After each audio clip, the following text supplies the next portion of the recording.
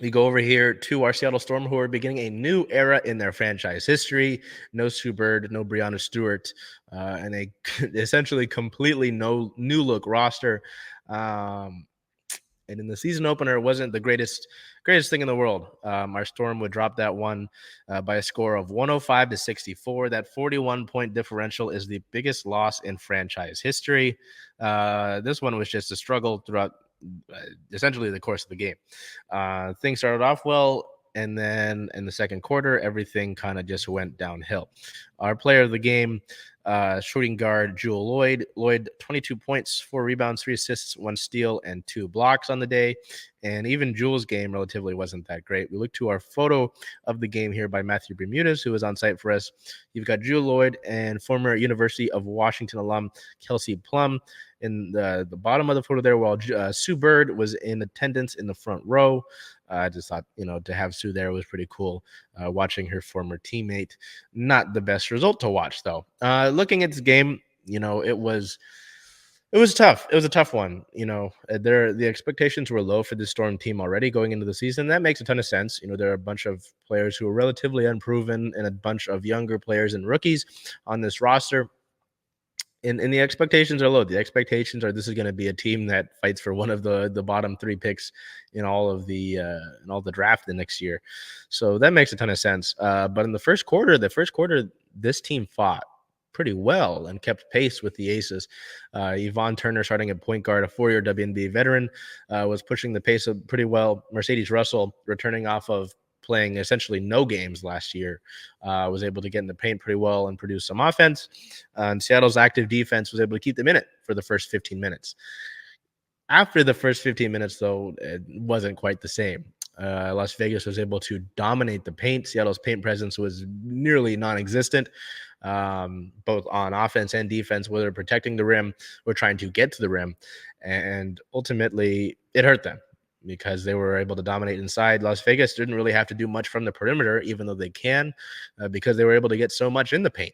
And when Seattle would try to help inside, Vegas was able to kick it out and hit from the perimeter or from the field. So it was tough. I mean, Las Vegas essentially was able to run laps around Seattle after that first quarter, which makes sense. I mean, it's really hard to usher in a new era of Storm basketball against this Aces team that was already stacked last year, winning the WNBA championship, but then getting Candace Parker and having essentially the same group go forward into this next year, and still be, one of the likely 2 teams that will be in the finals.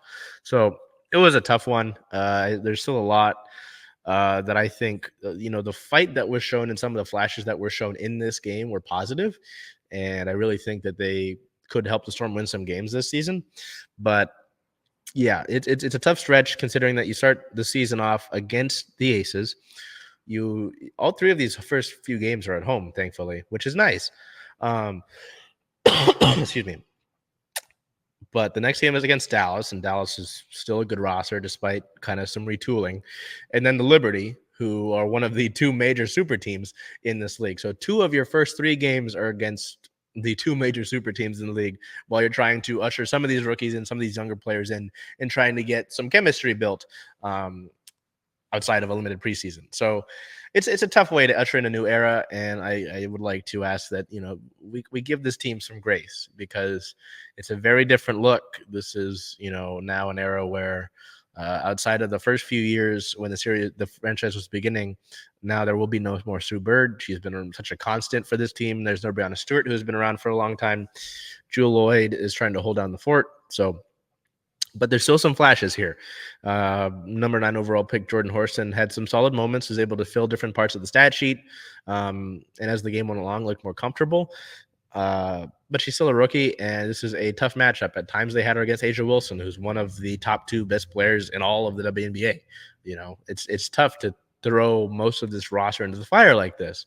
Ivana Dojkic, who had a limited preseason with this roster as well, was able to come in and bring instant offense off the bench, whether it was, hustle on the offensive and defensive side of the ball, while getting some quick baskets and just bringing instant offense while bringing hustle defensively, was nice to see. And if that's any indication of the way that she's going to play this game, she very well could be the starter at some point in time. Kia Nurse only played 3 minutes in the second half, which is kind of concerning for who you've got starting at small forward. There was no minutes restriction for her, nothing injury wise, that just the flow of the game. But to say flow of the game and only get 3 minutes from your starting small forward, not great. Let's try to see the rest of the roster here. Yeah, the paint presence wasn't great. Seattle got dominated rebounds wise and points in the paints wise. And rebounding was something that they struggled with last year as well. So some things to look at going forward. But again, I'm more interested in watching how some of these players develop moving forward, as opposed to worrying about the different wins and losses that are going to happen throughout the course of the season. More than likely, a lot of losses. Excuse me. In team-related notes, on May 16th, the team waved forward Jasmine Walker as the team started to move towards that finalized opening day roster. Walker was a first-round pick, 7th overall by the Los Angeles Sparks in the 2021 draft out of Alabama. She only appeared in 2 games before a knee injury ended her rookie season. She returned to action in 2022 with the Sparks, playing in 32 games while only making 1 start. She was traded to Connecticut on January 16th as part of a 4-player deal, but waived just a month later by the Sun. Tried to get her into Seattle and didn't end up working, which helped us get down to our finalized roster. The team would also release Teresa Plaisance, which was interesting. I thought she was going to make this roster, but not end up being the case. Excuse me. The finalized roster would go Kia Nurse, Kayla Charles, Jade Melbourne, Aurelia Girantes, Dulcie Fanka Mengiadu, Enzi Magbagor, Ivana Dojkic, Mercedes Russell, Yvonne Turner, Jordan Horston, Jewel Lloyd, and Sammy Whitcomb. There's a lot, again, it's a lot of young players.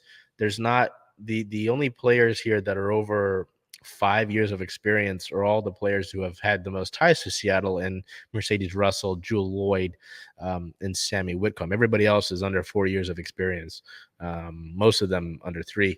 So, this is a team that's going to have its growing pains and it's going to have to learn a lot, but it's a new era, to get to where the Sue Bird teams and the Lauren Jackson teams and the Breanna Stewart teams were at. You have to go through stretches like this. And, Seattle's going to have to go through that. You think about the way that Seattle acquired talents like Sue, like Stewie, like Jewel. It was they had to get the number 1 overall pick. So maybe that's a Caitlin Clark in some time, or not. It's too early in the season to worry about something like that. So the Storm have an 0-1 overall record. They are 6th in the Western Conference right now, which is the bottom of the Western Conference. Looking ahead, their next game is May 26th versus the Dallas Wings with a 7 p.m. Pacific time tip-off. As I mentioned, these next few games are all at Climate Pledge Arena. And then May 30th versus the New York Liberty is a 6 p.m. start. Again, this is one of the 2 huge super teams that's going to be on this roster. I mean, in the WNBA. This is Breanna Stewart's first game back home in Seattle after she came off of a 45-point, 13-rebound game yesterday against Indiana. So it's a very tough introduction to the league for some of these players, and just to have it start this way. But that's it. I guess these are great learning opportunities. If we look over here, this game against the Wings is going to be on Ion. If you're local here in the state of Washington, you can watch it on Amazon Prime Video, which is probably what I'll be doing. And then the game against the Liberty, the game against the Liberty is on ESPN2. So that's how that all shakes out here.